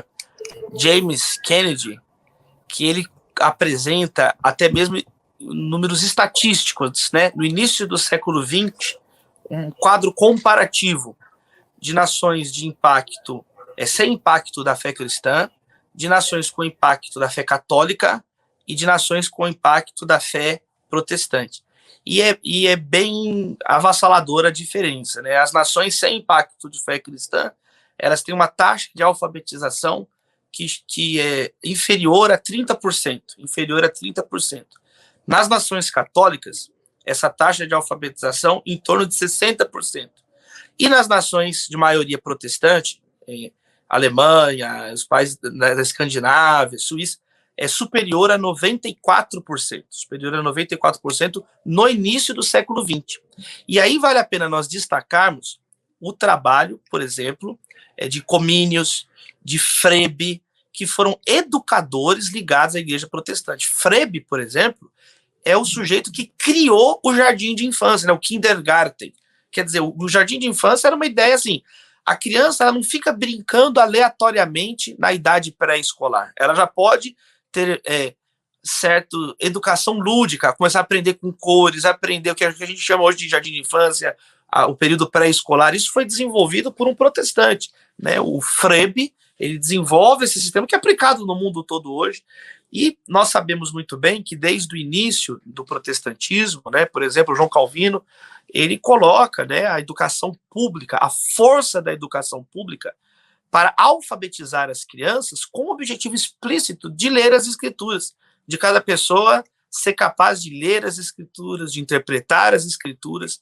Então, uma genuína tradição protestante, ela tem sim um impacto muito forte sobre a educação. As principais universidades, as mais premiadas universidades do mundo, são de origem protestante, sem exceção, né? São de origem evangélica. John Harvard foi um pastor que fez um aporte financeiro para a universidade mais premiada do mundo, que é a Harvard University, né? O Rockefeller investiu no Seminário Batista de Chicago, que se tornou a Universidade de Chicago, uma das mais premiadas. Princeton, né, tem uma Bíblia aberta no logotipo. Então, a presença protestante, ela é diretamente ligada a altas taxas de alfabetização. Não só isso, mas, por exemplo, tradução de idiomas, né? O alemão moderno vem da tradução de Lutero, do Novo Testamento, né? O inglês vem da Bíblia King James. O protestantismo, desse modo, ele ajudou não só a alfabetização, ao avanço das ciências, mas a própria formação do vernáculo, a formação vernacular. O protestantismo, ele é um povo da palavra, ele não tem medo de estudar, pelo contrário, ele tem desenhado aí, impulsionado o estudo nos últimos séculos. Obrigada. E que responsabilidade falar isso na frente do pastor Luiz Saião. Maravilha, eu vou puxar mais uma pergunta aqui, vou sintetizar, na verdade, 3 perguntas aqui do chat, o professor Saião também quer fazer aí algumas intervenções, algumas perguntas. O Davi Cardoso e o Rubens, eles perguntam sobre como, já que o protestantismo foi, né, culturalmente relevante, como restaurar um pouquinho dessa relevância hoje, e aí eu vou emendar aqui com a pergunta do Lucas Meloni, nosso aluno, que é também jornalista, né, e seu xará não, o outro, o Davi era o xará, né, e ele pergunta assim: Davi, no seu livro Brasil Polifônico, você diz que a politização afeta todo tipo de debate. A igreja não percebe que politizar a sua atuação, como vemos hoje, pode diminuir a efetividade de sua atuação? Então, fala para a gente um pouquinho dessa, talvez, perda de relevância cultural e essa politização atual, como isso pode afetar negativamente a nossa atuação? Começar por essa última pergunta. A história ensina para a gente que as instituições, elas não são apolíticas, mas fica melhor elas serem apartidárias, elas falarem de grandes questões. E os indivíduos, né, as pessoas individualmente consideradas, pessoas com vocação para a área política, podem e devem, não é pecado você participar de um debate político, opinar, mas especialmente a tradição batista nos ensina isso. Eu concordo com a fala do Lucas. Quando a igreja se rebaixa demais, a entrar na minudência ali de um monte de coisa, ela se dissocia do chamado principal dela, que é anunciar o reino de Deus, pregar a palavra de Deus, ensinar. Tem 4 modelos, pelo menos, práticos, 4 paradigmas, que a gente pode chamar de atuação, assim, de modo simples e rápido. Uma delas é quando a igreja, né, o pastor, a liderança, se torna estritamente ligada à questão espiritual, de interceder, de orar. Esse é o paradigma do Billy Graham. O Billy Graham, ele não entrava em minudências das querelas políticas. Ele se mantinha numa posição que ele orava, aconselhava os presidentes democratas, republicanos, e ele mantinha uma posição, então, de interceder, deixa para os cristãos vocacionados entrarem na briga, eu vou ficar aqui orando, sendo embaixador do reino de Deus, como ele gostava de falar. Outro paradigma, por exemplo, do pastor Rick Warren. A igreja fica apartidária, mas a igreja se posiciona e questiona os candidatos de todos os partidos, aquilo que interessa a ela, liberdade religiosa, a questão de assistência social. Então, por exemplo, nas eleições de 2008, nos Estados Unidos, o pastor Rick Warren organizou o Fórum Cívico de Saddleback e convidou tanto o McCain, republicano, como o Obama, democrata, fez as mesmas perguntas para os 2 candidatos, colocou ali as demandas da igreja, quer dizer, ele liderou ali, colocando as demandas da igreja, e não assumiu nenhum ou outro, mas fez as perguntas, quer dizer, participou do debate. É um outro paradigma, um outro modelo de atuação. Um terceiro é do pastor batista Martin Luther King, que é uma causa específica. Existem algumas pessoas, alguns momentos da história, onde uma causa em especial, aquela energia política, aquela energia cidadã, ela foi canalizada de um modo inteligente, de um modo bíblico, profético, e é inegável isso, por exemplo, quando a lideranças batistas e outras, junto com o pastor Luther King, se posicionam e derrubam leis de segregação racial terríveis nos Estados Unidos da América. Esse é um exemplo. No Brasil aconteceu algo similar, por exemplo, aqui no Brasil, a Igreja Batista do Bacaxiri, em Curitiba, fez o movimento MUD ligado a combater a corrupção no Brasil, percebe? Uma causa social que é apartidária, não depende da religião, mas a igreja era uma demanda brasileira naquele momento e deu um aporte ali, a juventude. E tem um quarto mais arriscado de todas, que é, por exemplo, o modelo do Abraham Kuyper, quando um próprio pastor entra em estruturas de poder, mas aí é uma coisa específica, para alguém qualificado, alguém notoriamente vocacionado, alguém que tem um chamado específico para aquilo, mas não é um comportamento tão padrão como a gente vê, especialmente nesse período da história política moderna. Mas fica aqui, o que eu estou querendo dizer com essas 4 ideias? Que a gente não pode ser precipitado de dizer que é pecado algo que a Bíblia não diz que é pecado, percebe? A igreja ela é cidadã, ela tem que participar, mas, claro, com balizas, com prudência, olhando modelos que já existiram, vendo o que dá certo, o que não dá certo, e desse modo, juntos, eu creio que nós podemos encontrar um caminho produtivo, com sabedoria, para que possamos participar sem perder a essência e aquilo que é o principal pelo qual nós somos chamados. E eu não lembro qual a primeira pergunta, e a outra pergunta, bem rapidinho, quando ele fala como resgatar, eu acho que esse aqui é o nosso objetivo, conhecer a história, né? Não deu tempo de falar, mas, por exemplo, o Instituto Butantan, né? O Vital Brasil era evangélico, né? Quer dizer, ele foi a figura central no Butantan, que hoje aí eu tomei a vacina do Butantan, né? Quer dizer, todo mundo tomando vacina aqui no Brasil, na pandemia, foi um evangélico que foi o pivô. Vital Brasil era evangélico. O futebol, talvez a maior paixão do Brasil, veio com Charles Miller, que era anglicano, e a primeira quadra de futebol do Brasil foi na Associação Cristã de Moços, né? Primeira vez que jogaram futebol no Brasil foi por causa dos evangélicos, até nisso, tá vendo? Então, assim, é importante a gente resgatar essa história por questão também de honestidade, né, Lucas, professor Saião, Pri, o Davi que perguntou. Então, a gente conhecer a história não é inventar um negócio que não existe, não, mas é valorizar algo que já está aí na nossa história e que muitas vezes há um pouco caso, até mesmo desrespeito. Então é importante a gente valorizar esses aspectos importantes. Professor Sayão, quer fazer alguma pergunta? Bom, Davi Lago, muito obrigado, né? A gente, de fato, é muito interessante ver toda essa caminhada. Aliás, né? Você falou da Semana de Arte Moderna, né? Anita Malfatti, isso tem ligação até com a arquitetura do Colégio Batista, aqui, que vai estar fazendo esse centenário de maneira diferenciada, fazendo parte da rede aqui. Mas deixa eu fazer uma pergunta complicada agora, meio problemática. Esse negócio está muito assim, conversa de amigos, tal. Vamos botar pimenta nessa sopa aqui, porque é o seguinte, vamos lá. Você falou em protestantismo e num determinado momento você estava falando em línguas, né? Você está falando de holandês, alemão, francês, inglês, né? Tudo quanto é pronúncia. E aí você, de repente, desembarca na realidade do protestantismo mais nativo. E aí vem a pergunta que não quer calar.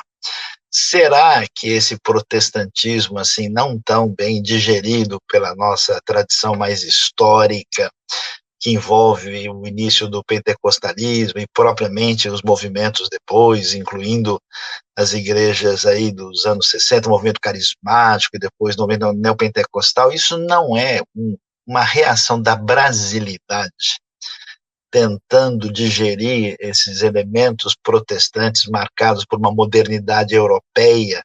E aí, como é que fica? Brasilidade é bom ou o Ministério Espiritual da Saúde adverte isso pode fazer mal para a igreja evangélica? Ajuda a gente aí que o negócio está um pouco complicado. Esse é um debate cultural, né, professor Sayão? Né? O que é o Brasil? Esse é um debate da identidade brasileira, que, aliás, é o estopim aí do modernismo. O que é ser brasileiro? É colocar uma pena na cabeça ou é reconhecer a multiplicidade de tudo que nós temos? É parte europeia na formação, mas num clima tropical, então eu não tenho que ter vergonha disso. Né? Aliás, essa foi a resposta dos modernistas. Né? A gente não tem que ter vergonha de ter lido Dante, mas de estar andando aqui no centro de São Paulo. Nós temos que afirmar as duas coisas. E eu, nesse sentido, eu sou meio modernista, nesse sentido, de que eu acho que a gente tem que afirmar tudo que somos, não, porque o Brasil... eu acho que todas as tentativas de buscar uma suposta origem brasileira, né, numa origem étnica pura, imaculada, elas deram errado, porque a gente é muito miscigenado.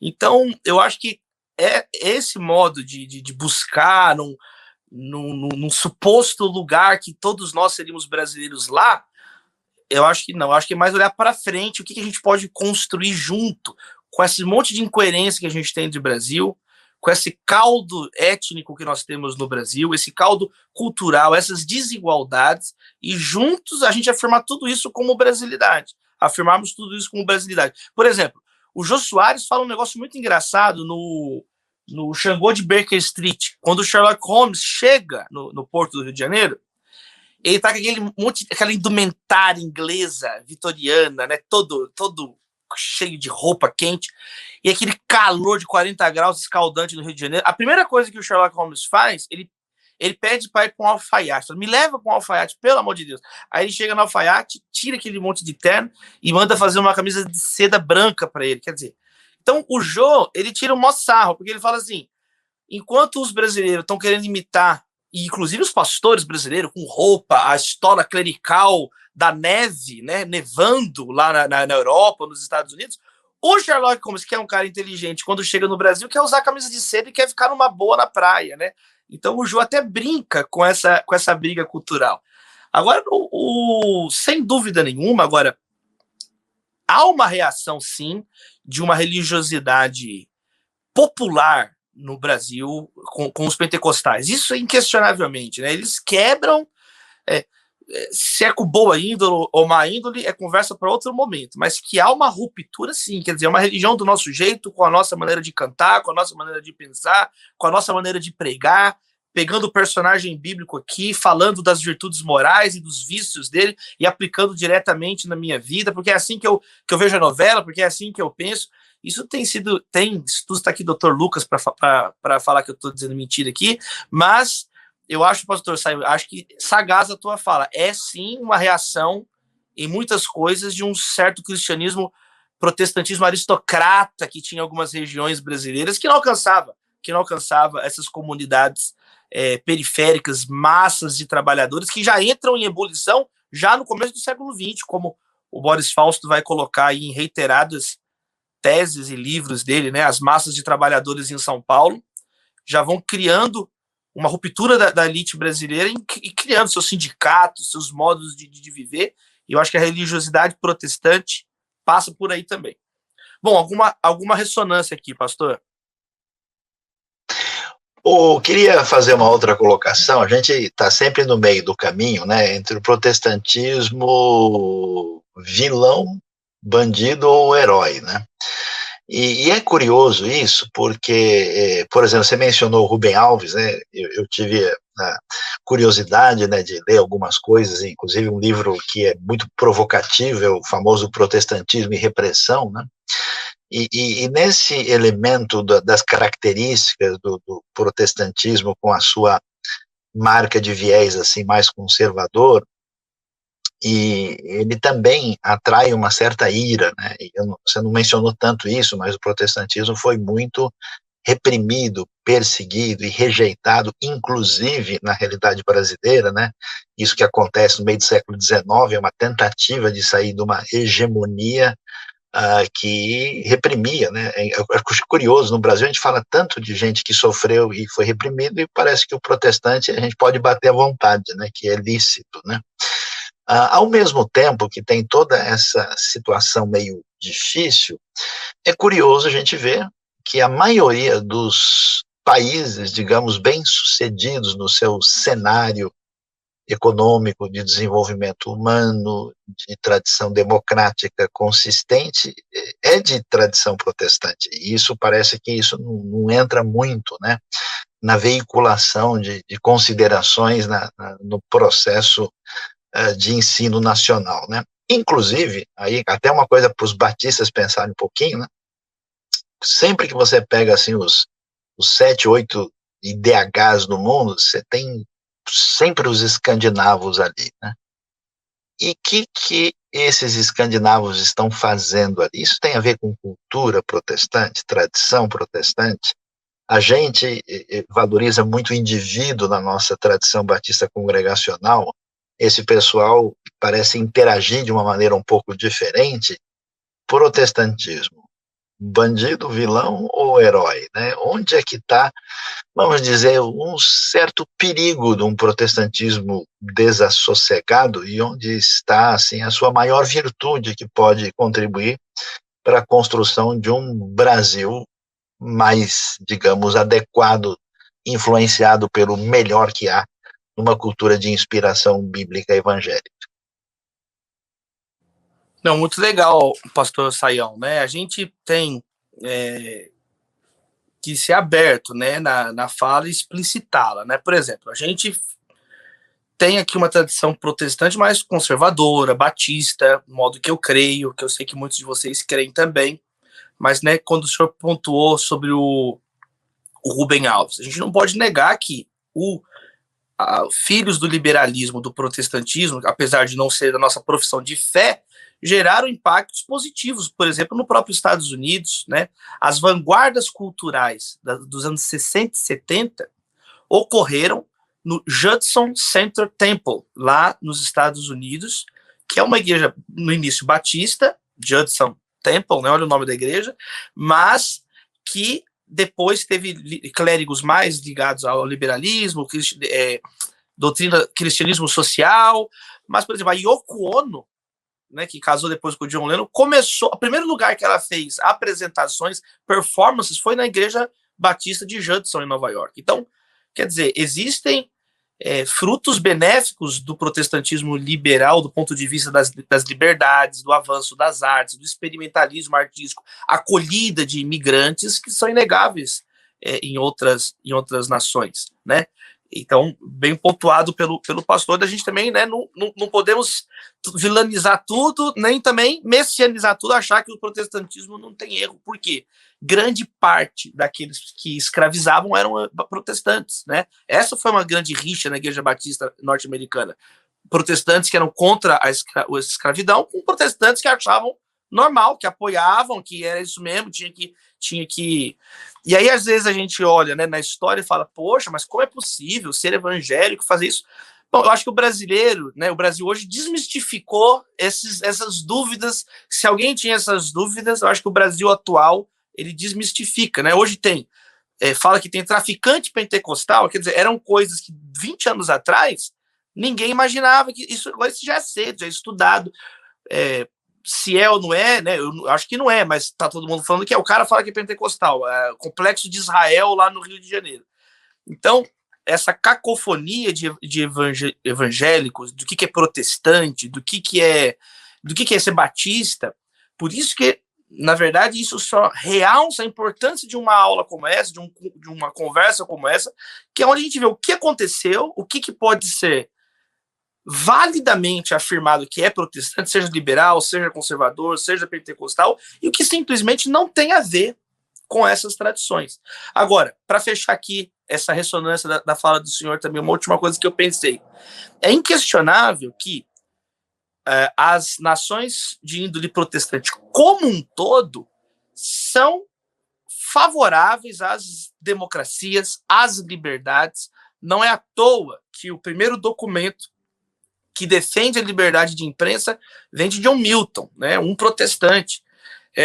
Você vai ver na tradição batista a separação da igreja do Estado laico, né, o primeiro documento que sistematiza, e depois John Locke, no segundo tratado sobre o governo também, de formação calvinista protestante, vai colocar ali ideias. Então, assim, isso é uma coisa que é na história do mundo, na história das mentalidades, na história do pensamento ocidental. Quem foi, assim, a tradição que abriu portas às liberdades, liberdade de ideias, liberdade de pessoas, de liberdade econômica, foram países protestantes, foram ideias protestantes que moldaram grande parte desse mundo que nós hoje vivemos, e nós não podemos negá-lo. E não podemos negar essa perseguição que os evangélicos sofreram no Brasil, né? E eu falo agora de testemunho da minha família, né? Meu avô, meu bisavô, que foram pastores, contavam tantas histórias. Meu pai contava história de ele indo para a igreja nos anos 60, para São Caetano do Sul, primeira igreja presbiteriana independente na Vila Gerte. O meu pai andando com o terninho, criança, e o carro vinha, ele dava um jeito de vir para o outro lado só para jogar a poça d'água e sujar meu pai, meu avô, minha avó, que isso era recorrente, né? Os carros se desviavam para sujar os bíblias, né? Para sujar os crentes, né? Então, é importante também falar sobre isso, né? O tanto que os evangélicos, não que a gente quer né? O evangélico quer se vingar, que é olho por olho, que dente por dente, não, mas é questão de precisão, questão de fidelidade aos fatos, de honestidade com aquilo que de fato aconteceu na história do Brasil.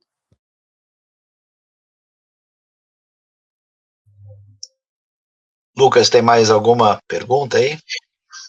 Tem mais muitas perguntas, mas eu acho que a gente já pode ir caminhando para o fim, porque as intervenções, as perguntas chegaram aqui no chat, chegaram no meu WhatsApp, mas a gente não vai ter tempo para fazer todas.